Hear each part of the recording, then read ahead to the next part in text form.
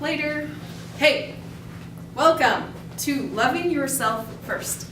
And I'm absolutely thrilled to teach this because this is about 18 months of learning compiled into 1 hour. So we are going to go a little bit fast, but it's going to be fantastic. And Christopher, can you open close that door? Thank you. Okay, so first, what we are going to do is you're going to need a piece of paper and you're going to need a pen. So grab a piece of paper and a pen. Because what I want you to do is I want to have you write the 5 to 7 thoughts that have shown up in your brain the most in the last 24 to 48 hours. Okay. About yourself specifically. About yourself. So like, what are the thoughts that keep showing up in your head? And I'm going to give you about 3 minutes to do it, so don't delay. Can I go back like 3 days and use that 24-hour period? Yeah, Just the last 24 hours have been full of distractions. Okay, so whatever set you want to use, just use a 24 to 48-hour period where you can remember the thoughts that you've had.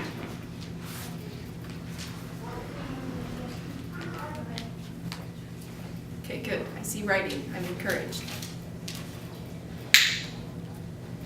And a gum pop. Okay, I'm going to have you stop writing and look at your list. And I want you to put a plus sign next to the positive thoughts that you had and a minus sign next to the negative thoughts that you had. Or it could be either. Then it can be a neutral sign, which is a little squiggly. My thoughts are neutral. Cool, lucky you. Well, one of them is anyway. Okay, so now that you've done your pluses and your minuses, I've written a small portion of my own thoughts. I took the ones that stand out the most from the whole week. That's the name of our car, is Glorious Buick. Because every time I get in it and the seat moves because of my key, I know that I have a glorious car. So I sometimes have thoughts that go racing through my brain. Well, to start, our brain, our subconscious can process 40 billion pieces of observations in a second. Our brain can only process about 400 our conscious can only do about 400 in a minute, and we can actually focus on one of them at a time. So the kinds of things that are coming into our brains all the time are coming at a fast and furious pace. And sometimes we're not even aware that we've had them. Some thoughts end up being neutral because it's sort of neither here nor there, where other thoughts, the thoughts that we feed with either something good or something negative, turn into positive or to negative thoughts.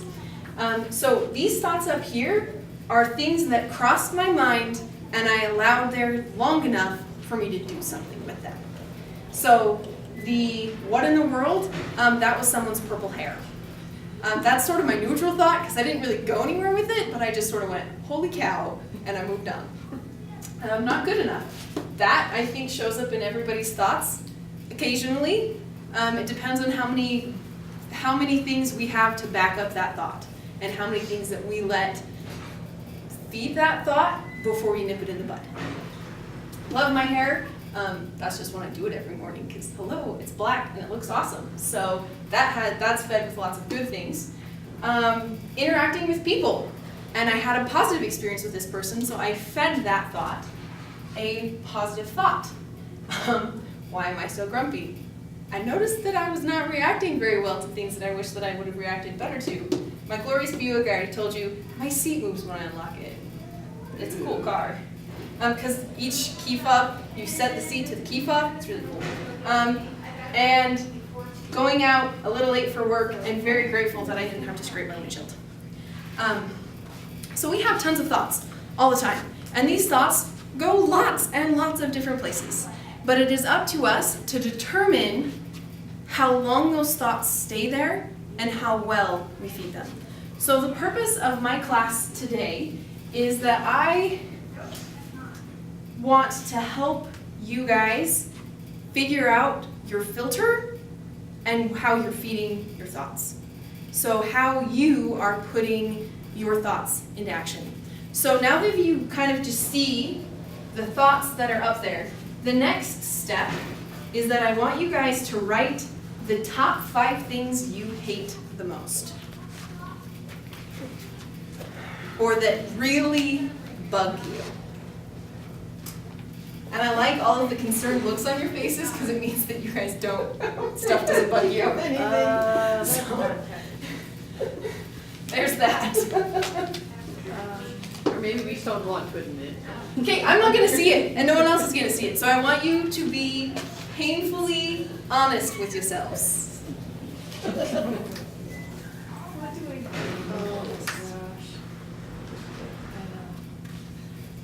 Okay, so before I tell you what to do with those things that you hate, I want to tell you a little story.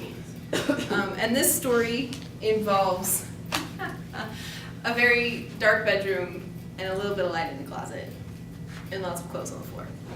So I was a newly married person who didn't know a whole lot about how to be newly married or how to be in school and be newly married or just about anything else. So I was very much at sea. And I found myself one evening, wow, this is, we'll go for it, crying in my closet because it seemed like the most logical place to be crying. It was in a closet because no one was around and no one could see, and that seemed like a really good idea. And the thing that I was crying about that was really eating me alive is how mean I was being to other people in my thoughts. Like, none of it was coming out of my mouth, but I knew that at some point it was going to leave my mouth. And I knew that at some horrible, most inconvenient moment of my life, I was going to say something that I would deeply regret.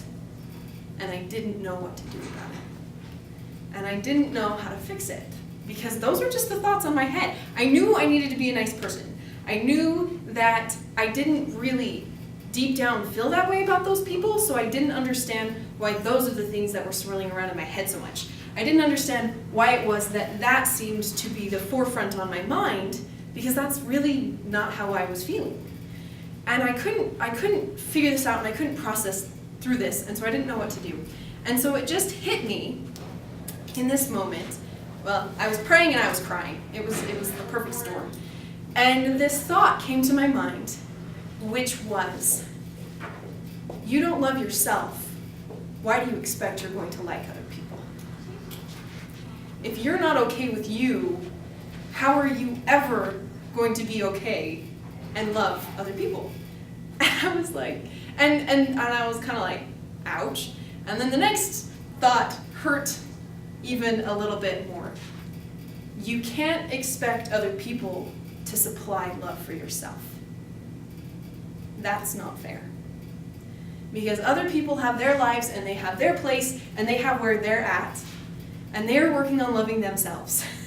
And so if you are always going around trying to suck love from them, you are never going to be sustained, you are never going to feel fulfilled, and you are always going to be frustrated with them because they can't give you what you need because you're not supplying it for yourself. The other thing that I learned later, but applies beautifully to this closet moment, is expectation, and if I can spell this, this will be fantastic, without communication is manipulation. I was going around with the expectation that other people needed to tell me that I looked nice, that other people needed to tell me that I did a really good job, and the expectation that people needed to get me stuff or open doors for me or do all of these things without ever having communicated any of this to anyone. I just assumed that if they were nice people, they would naturally know to do this and that they would just do this. And so I was always frustrated because I was never communicating what it was my hopes were, what it were my expectations were, and so I was always running on empty because I never took the time to say, I need this. Could you supply this? Because I thought that that would make me weak. I thought that that would make me less than or that there was a flaw with me, that people weren't just naturally picking up on this.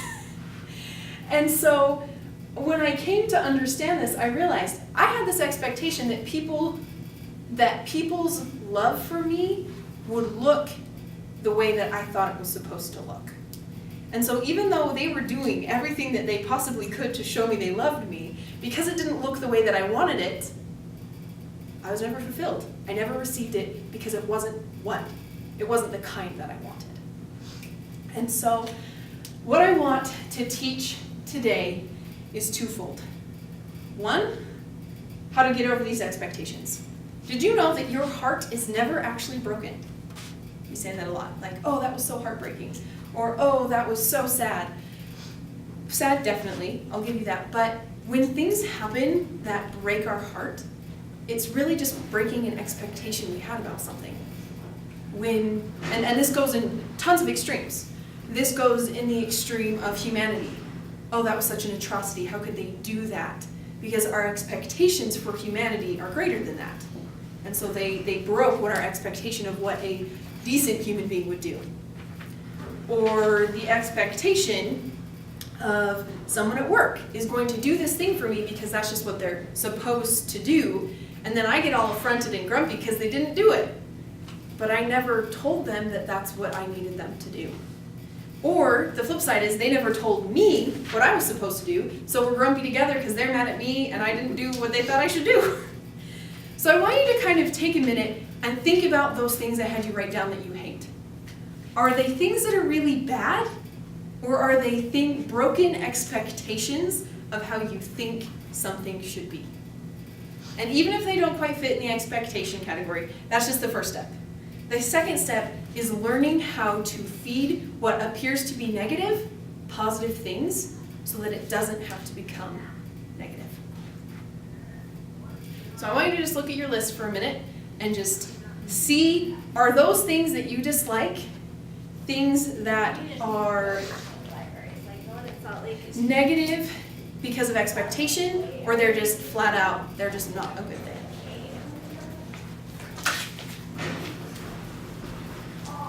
The other part of my story, as you guys are pondering that, part of that was expectation without communication is manipulation.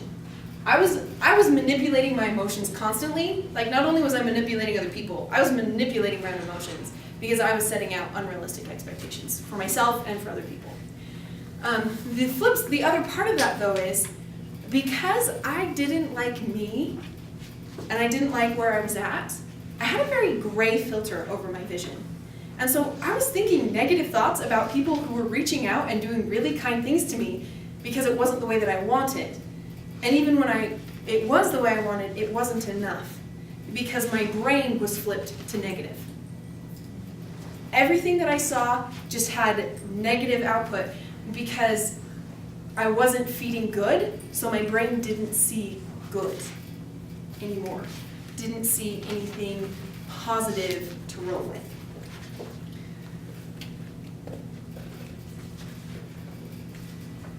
So where are you guys at? Just on a raise of hands, I don't want to know what's on your list, but were there anything on your list because of broken expectations? Raise your hand. Okay. So some of the things on your list are because of broken expectations. So in the coming weeks, I would encourage all of you to take a few minutes and think about, is there a way for you to better communicate that expectation? Or is that an expectation you just got to change? That you just need to realize that if either you have that conversation and the other person goes, I'm sorry, I can't meet you there, then you say, okay, can I meet this expectation or need differently? Or can I let that one go? We tell ourselves a lot that, oh, well, I need this thing. I have to have it, and so then we put that out to other people. Not realizing that that is actually not necessary. We have past experiences, or we have past thoughts or preconceived notions telling us it is, but it's just us feeding into that idea. I need to check my other notes. I wrote them all up on the board, but I want to make sure. Okay, did you guys know that it takes 7 days to rewrite your brain? Like, it only takes 7 days to rewrite your brain. So when I started, after this closet moment, where I kind of went, I have got to start liking me, because I don't want to go spend the rest of my life being grumpy at other people. Gotta like where I'm at.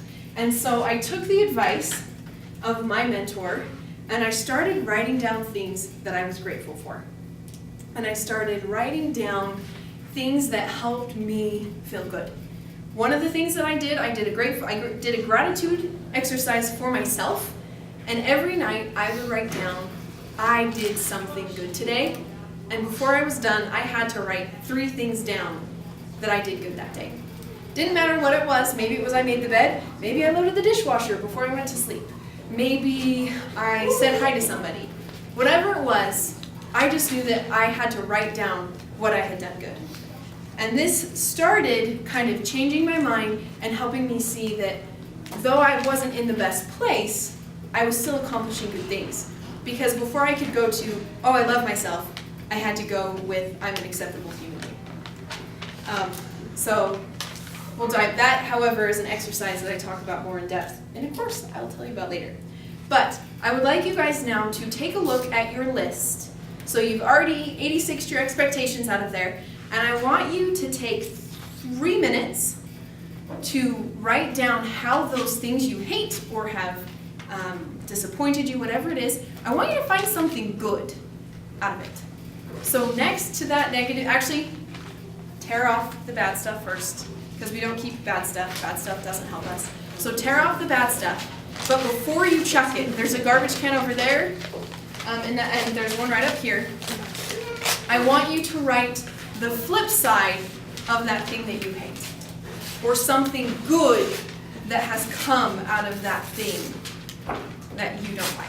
On the same sheet. Yeah. that we're No, so the okay. part you're throwing away goes in the garbage. But on a new piece of paper that you will keep and will be yours, and you will call it squishy, that will go in your fridge. Okay, Where so, everyone can read it? or it can go in your journal where only you can read it. Well, you've thrown away the bad stuff at this point, so the bad stuff goes away. Yeah, but by knowing the answer, you can generally figure out the question. Yeah, that is true.